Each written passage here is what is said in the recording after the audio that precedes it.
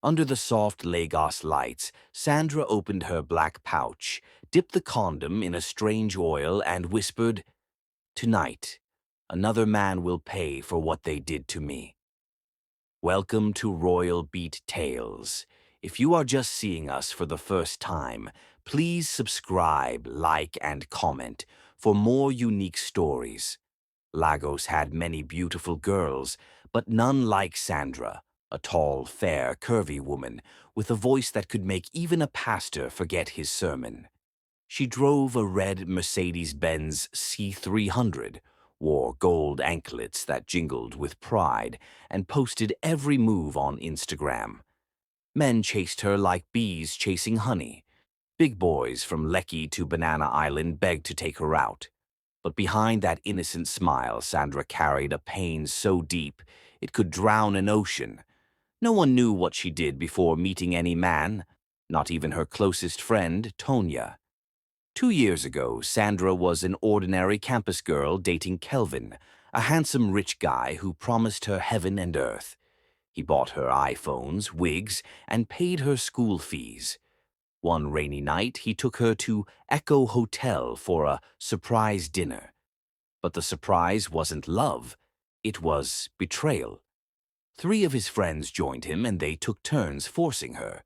Her cries echoed through the room, but nobody came. When she woke up in tears, her body was broken, her trust buried, and her soul became cold.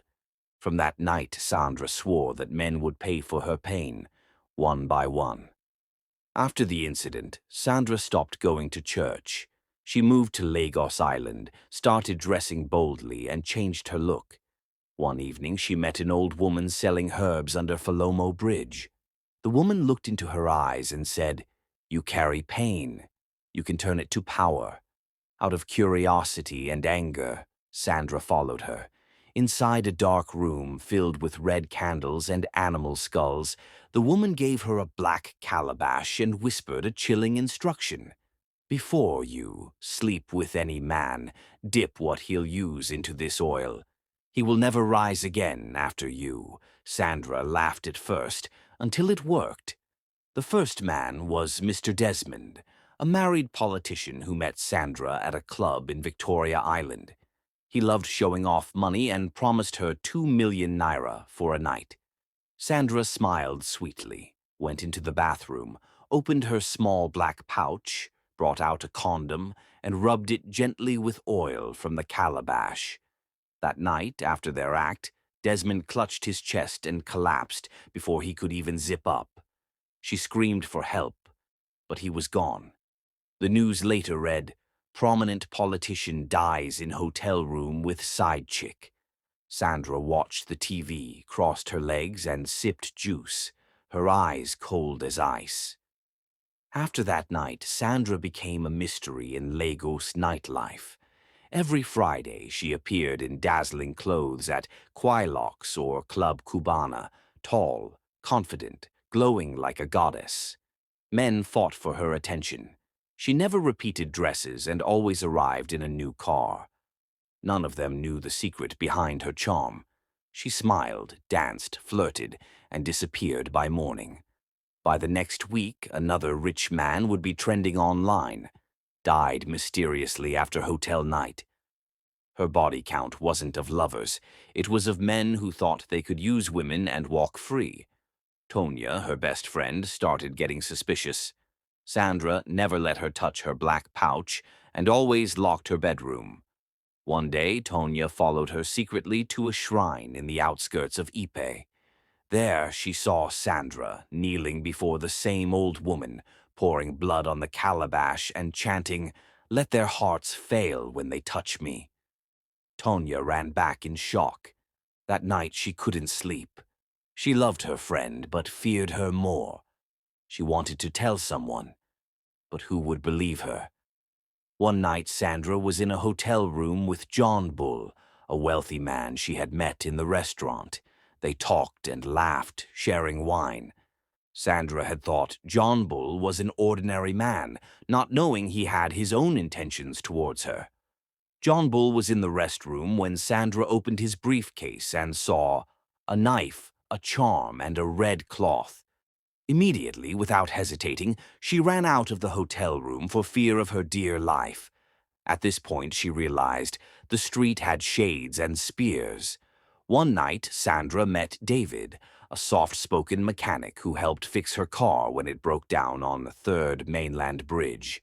He was different, gentle, humble, and respectful. For the first time, Sandra felt seen, not used. David didn't chase her for money or sex.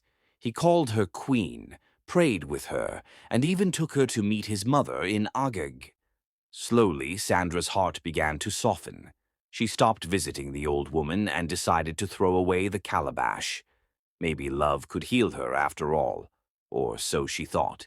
Just as Sandra was planning to settle down, her past came knocking. Kelvin, the same man who once destroyed her, reappeared. Now rich, married, and powerful, he met her at a party in Lekki and acted like nothing ever happened. "You still look fine, baby," he said with a smirk. Anger burned inside her like fire.